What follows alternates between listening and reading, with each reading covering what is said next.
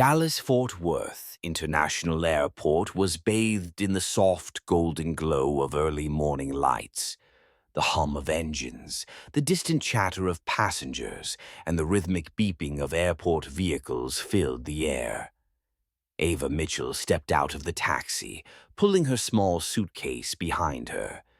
The crisp morning breeze brushed against her face, but instead of invigorating her, it carried a weight of uncertainty. Today was her first official flight as a commercial flight attendant, a milestone she had fought so hard to achieve. But as she stood before the vast airport terminal, an uneasy feeling crept into her chest. Memories of grueling training days. Ava's mind drifted back to the grueling months of training she had endured. She had spent hundreds of hours learning every emergency procedure by heart, mastering the art of handling crises mid-air, and perfecting the precise etiquette expected of a flight attendant. But her biggest challenge wasn't the exams or drills, it was the way people looked at her. From the very first day, she had felt the unspoken judgment. During her training orientation, an instructor had given her a once-over before remarking, "Oh, we need diversity in the industry, don't we?" She knew exactly what that meant. Some of her white colleagues were immediately praised for simply looking the part, while she was constantly being scrutinized. When she aced the emergency evacuation drill with near-perfect precision, her examiners barely nodded in acknowledgement. But when a blonde trainee fumbled 2 steps in the drill, she was met with an encouraging smile and, "Don't worry, sweetie, you did great, just practice a little more." Ava said nothing. She simply absorbed the injustice, storing it away as yet another silent battle she had to endure. She had to work twice as hard just to prove she belonged. But she did it. She had made it here today with her brand-new employee badge gleaming on her uniform, ready to take to the skies. The suffocating feeling of exclusion as she pulled her suitcase through the terminal and into the crew lounge. She felt the shift in the air almost immediately. No one welcomed her. Eyes glanced her way, not out of curiosity, but out of quiet judgment. She approached a small group of flight attendants, hoping to introduce herself, but as soon as she opened her mouth, their conversation abruptly died. A blonde woman standing among them cast her an uninterested glance before turning her back completely.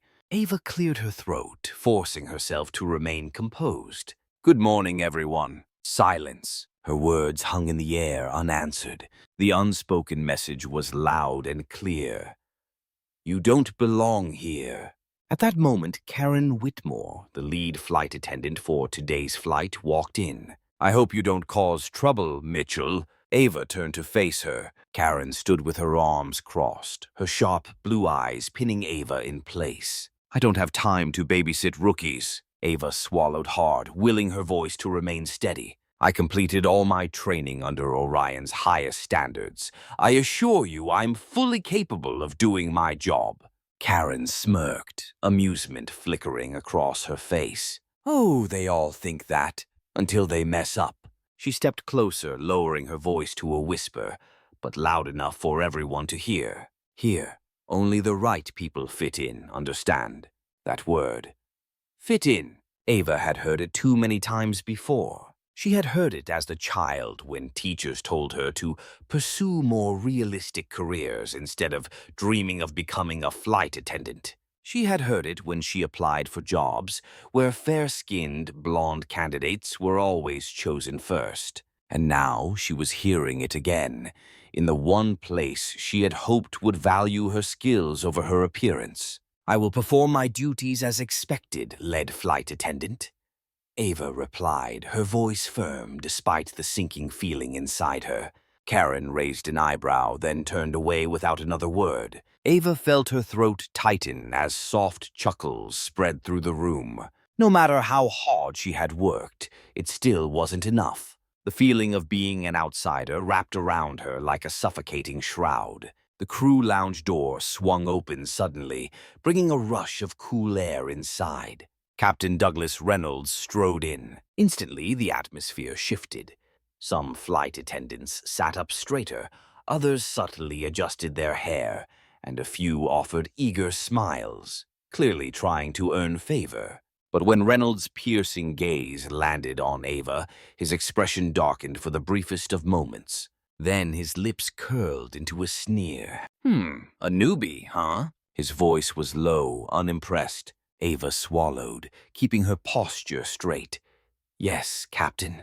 Reynolds exhaled sharply, folding his arms. I hope you understand your place on this aircraft. Ava felt a cold shiver run down her spine. Of course, sir. Reynolds smirked, a smirk without warmth, without welcome. Good, and remember. He leaned slightly forward, voice dropping to a condescending whisper. A good flight attendant knows when to keep quiet. The room erupted in soft chuckles, a few attendants exchanging knowing glances. Ava clenched her fists at her sides. She wanted to push back, wanted to call him out, but she couldn't. Not yet. She had no idea how deep this power game went, nor how dangerous it truly was. She didn't know that Reynolds was hiding a dark secret, one that she was about to uncover, whether she wanted to or not. Pressure from the moment she boarded Ava pulled her small suitcase onto the plane, taking a deep breath. This was her first official commercial flight, and she had braced herself for challenges. But she hadn't expected that the first challenge wouldn't come from the passengers. It would come from her own crew. From the moment she stepped into the cabin, she felt the injustice. Even though every flight attendant had their own responsibilities, within just 20 minutes, she had been ordered around more than anyone else. Mitchell, grab tray number 6 for me. A blonde flight attendant spoke without looking up, still scrolling on her phone. Mitchell, can you check seatbelts from rows 20 to 25 for me? I have something to do. Mitchell, clean up the coffee counter. Someone spilled sugar everywhere. Mitchell, check if the bathrooms are stocked with toilet paper. I'm too tired to do it. No one said, please. No one said, thank you. Just one command after another, their voices sharp and impersonal, as if she was nothing more than a personal assistant for everyone. Ava bit her lip, swallowing down the irritation. She knew this was a test. They wanted to see how long she would last, waiting for her to snap, complain, or lose her composure so they could brand her as difficult. But she wouldn't give them that chance. She stayed silent and obeyed every command. If this was the only way to prove herself, she would do everything. If they were waiting for her to fail, she would disappoint them. Orders even in the cockpit. When the plane reached cruising altitude, Ava finally took a moment to grab a glass of water for herself and stood quietly in a corner, trying to recenter herself.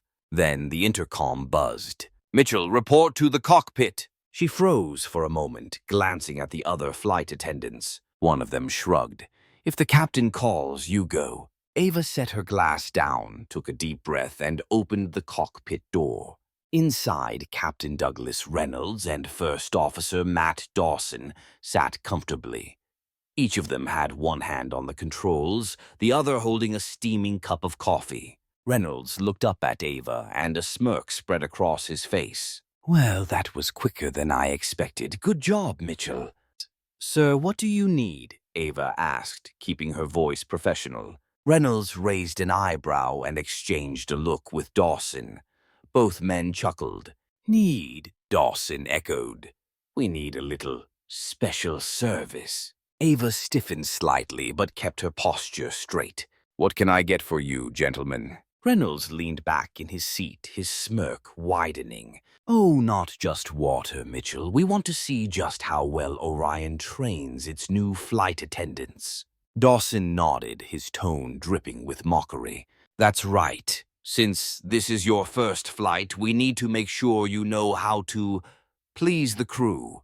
Ava's fingers curled slightly at her sides, but she kept her face expressionless. She had met men like them before, men who used their authority to belittle others. Instead of reacting, she simply repeated her question calmly. What would you like to drink? Reynolds's smile faltered just for a second, like he wasn't expecting her to hold her ground. Coffee, black, no sugar. I'll take tea, Dawson added, still smirking. But bring it gently. Don't spill it. Ava nodded. Understood, Captain. Then, without another word, she turned and left the cockpit, fighting the urge to clench her fists. She could still hear the faint chuckles behind her as the door clicked shut, but she refused to let them see her react. She would not give them the satisfaction. She would just do her job. Because she knew that men like Reynolds and Dawson weren't just arrogant pilots. They were hiding something much worse. The mysterious suitcase. As she carried the drinks back to the main cabin, Ava couldn't shake the feeling that something was off. Captain Douglas Reynolds had brought a small leather suitcase onto the plane when they boarded. Unlike the other crew members' bags, this one wasn't listed in the official baggage manifest. Normally, all carry-on luggage belonging to the flight crew had to go through strict security checks. But this suitcase had not. Even stranger, Reynolds treated it differently from anything else. Before takeoff, he had personally placed it inside a locked storage compartment in first class. Whenever anyone got too close to that compartment, Reynolds would appear instantly, standing in front of it like a guard dog. While checking on the first-class passengers, Ava glanced at the suitcase and noticed a small sticker on its side. There was no airline baggage tag, no passenger ID, just a single name, El Padrino. Ava's heart pounded. She had heard that name before. It wasn't a luxury fashion brand or a high-end cigar company. El Padrino was tied to Cuban cigar smuggling, a black market trade that was highly profitable but illegal in the U.S. Every year, U.S. authorities seized thousands of pounds of Cuban cigars, smuggled in through organized crime networks. These operations weren't run by small-time criminals. They were linked to major smuggling rings involving people in high places.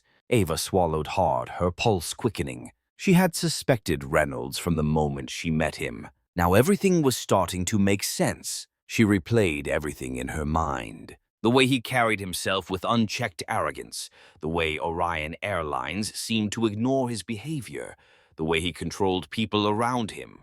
Reynolds wasn't just a seasoned pilot with seniority. He was a smuggler, using commercial flights to move illegal goods across borders without suspicion. Ava felt a cold chill run down her spine. She had just stumbled upon something dangerous. Something that, if she dug too deep, could put her in serious danger. Ava sat at the back of the first-class cabin, her hand clutching her phone, her chest rising and falling with shallow breaths. She knew this was her only chance. If she wanted to expose something about Captain Reynolds, she needed proof. She glanced around.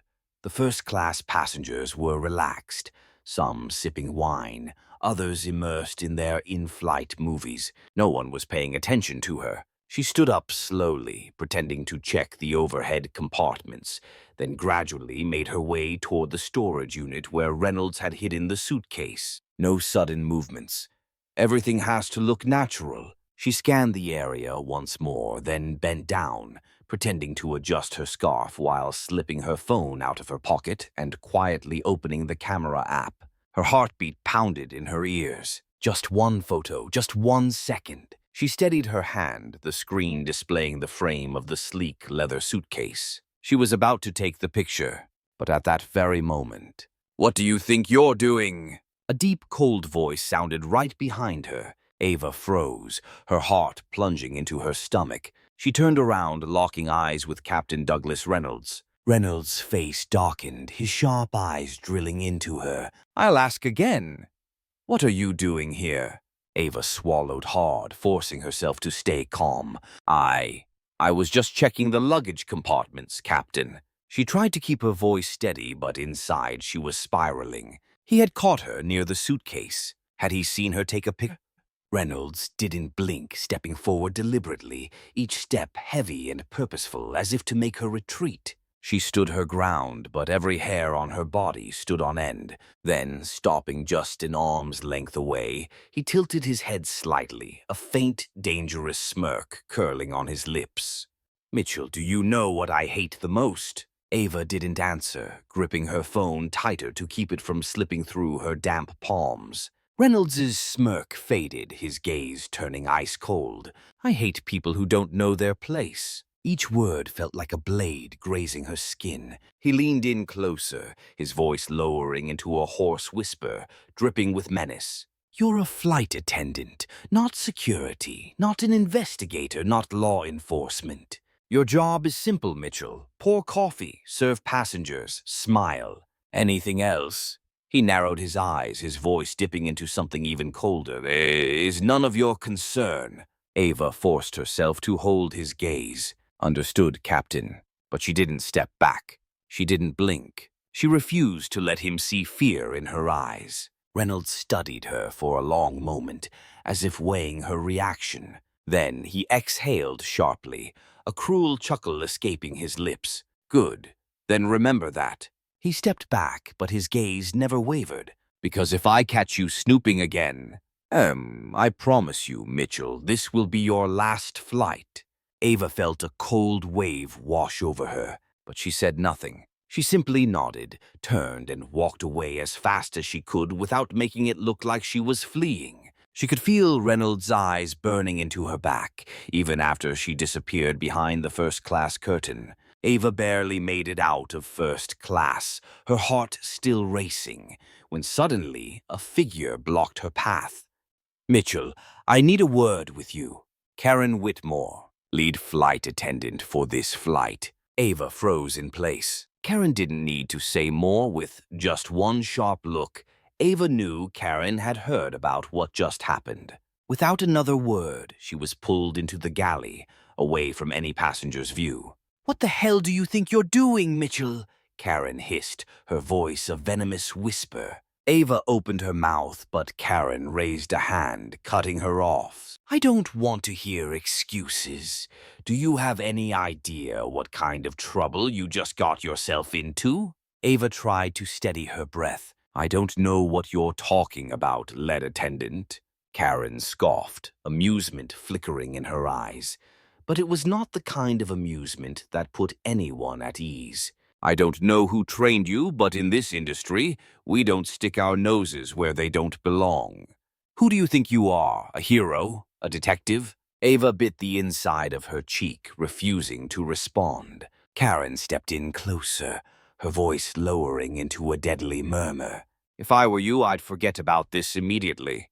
Otherwise, don't expect to set foot on another Orion Airlines flight again. Ava felt her stomach churn. Karen wasn't just a lead flight attendant. She was on Reynolds' side. They were working together. But as Karen turned on her heel and walked away, leaving Ava standing alone in the dimly lit galley, she had only one thought in her mind. I can't stay silent. Ava tried to remain composed as she went back to her duties, but inside a storm was brewing. She knew she had crossed a line. She knew Captain Reynolds had his eyes on her, but there was something even more dangerous than threats. Persuasion. And she could feel it coming. She was in the galley, pretending to focus on making coffee, when the door opened softly. She didn't have to turn around. She already knew who it was. Captain Reynolds. Mitchell, do you have a minute? His voice had changed completely. The cold, menacing edge from before was gone. Now it was gentle, almost friendly. Ava took a slow breath, then turned around with a polite smile.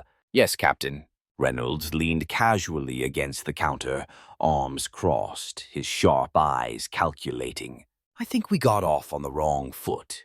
I'm afraid I may have been a little too harsh on you. Ava blinked, keeping her expression pleasant yet neutral. Oh no, Captain, I understand you were just doing your job. Reynolds nodded, looking pleased with her response. Good, I like flight attendants who think that way. He paused, then suddenly lowered his voice, as if about to share something important. Mitchell, do you have ambition? Ava feigned mild surprise, though she had expected this question. What do you mean, sir? I mean, do you want to move up? Reynolds tilted his head, studying her closely. There are plenty of opportunities in this industry.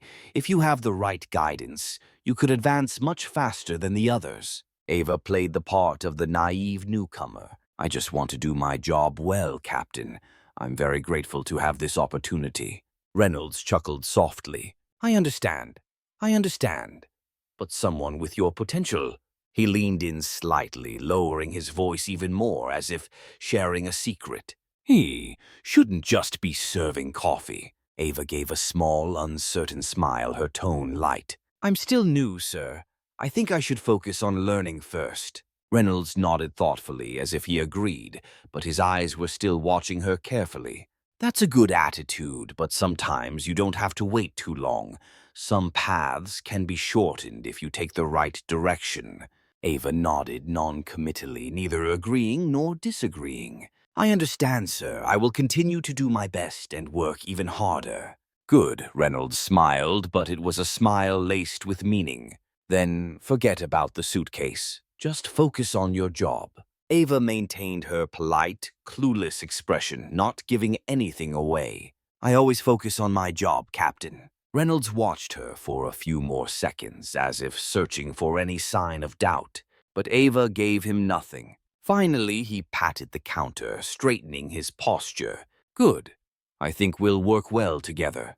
Keep up the good work. And who knows, you might find yourself in a much better position soon. Then he walked out, leaving a suffocating silence in his wake. Ava stood still, her fingers lightly gripping the counter, waiting for her breathing to settle back to normal. He knew she had seen something. But instead of continuing to threaten her, he had changed tactics. He wanted to lure her in. Ava lifted her gaze to the reflective glass panel, her own eyes staring back at her. There was no fear left in them. She knew she had to be more careful, but she also knew something more important. She couldn't stay silent. The announcement echoed through the cabin, signaling the official landing at John F. Kennedy International Airport, New York.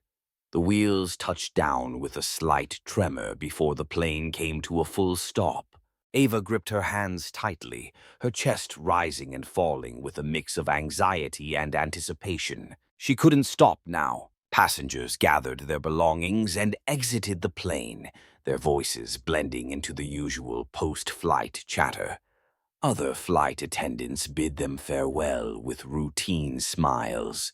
Ava remained at the galley, her gaze drifting toward the cockpit door, where Reynolds had yet to emerge. The sly fox of a captain probably believed that the danger had passed. Karen Whitmore, the lead flight attendant, threw her a sharp glare from across the aisle, as if reminding her not to do anything foolish. Ava took a deep breath, then turned away, not toward the hotel as per protocol. She had somewhere else to be. She moved briskly through the arrival terminal, her mind spinning like a turbine. Everything could change today. Up ahead, a sign loomed. Federal Aviation Administration, FAA, Inspector's Office. Without hesitation, she pushed the door open. Inside, a middle-aged man in a crisp blue shirt sat behind a desk, fingers tapping idly on his keyboard. He glanced up, frowning slightly.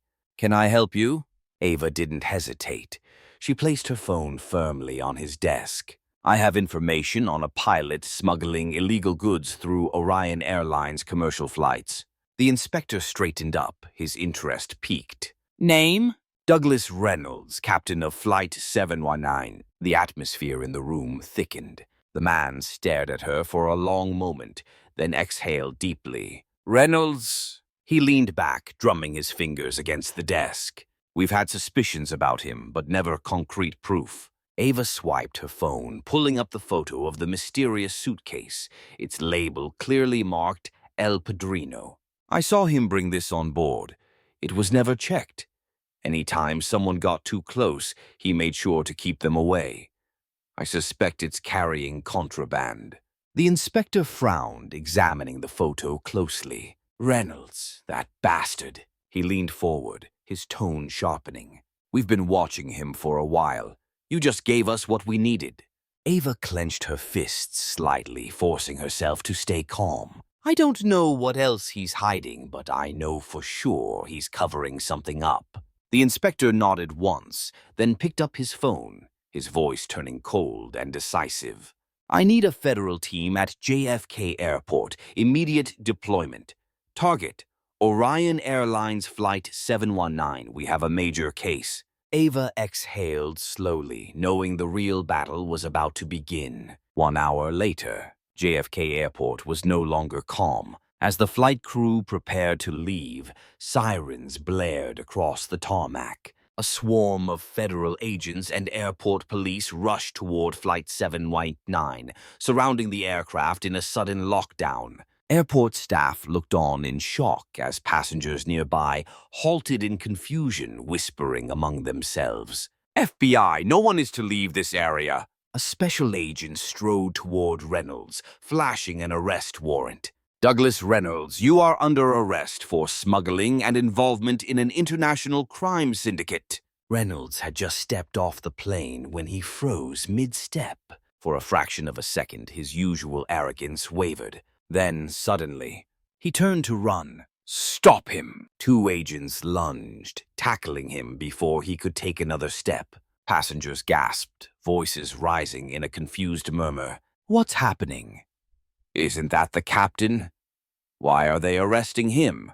Karen Whitmore stood nearby, pale as a sheet. This isn't possible. Then the police unlocked the suitcase. Inside, they found not just smuggled Cuban cigars, but also hundreds of thousands of dollars in cash, alongside documents linked to an international smuggling ring. One of the agents turned to the FAA inspector and gave a firm nod. We got him! The morning after the arrest, the scandal exploded across every major news outlet. Douglas Reynolds, Orion Airlines captain, arrested for smuggling and money laundering.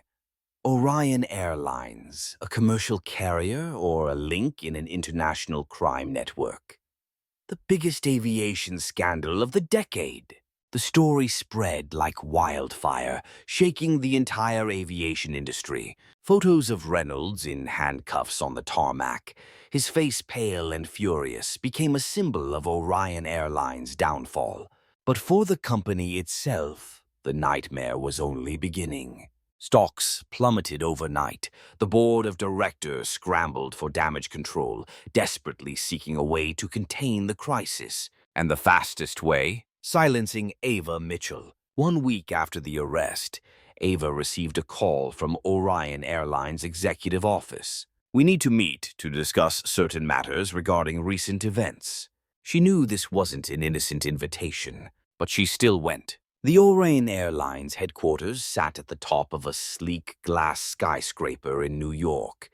As she stepped into the elevator, she reminded herself she was no longer the intimidated flight attendant she once was. The office she entered was nothing like the break rooms she had known. This was a place for power plays and calculated decisions. Across from her sat a senior executive in an expensive suit, a thick envelope placed deliberately on the table. Ava didn't need to open it to know what was inside. The man smiled, but his eyes were cold, unreadable. Ava, let me get straight to the point. He pushed the envelope toward her. We understand that you've had a difficult year. The airline has too.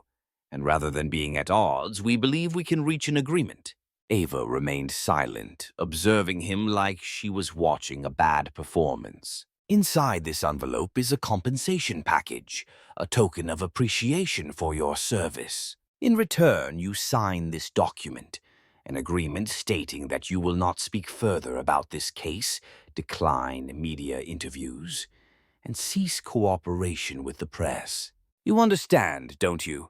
We simply want to protect our reputation. Ava looked down at the envelope. It was enough money to buy silence from many people, but she wasn't one of them. She looked up, locking eyes with the executive. You want me to stay silent? Yes, and you should. Ava let out a quiet chuckle, but there was nothing amused about it. Do you know what the real danger in aviation is? The man frowned slightly, but remained quiet.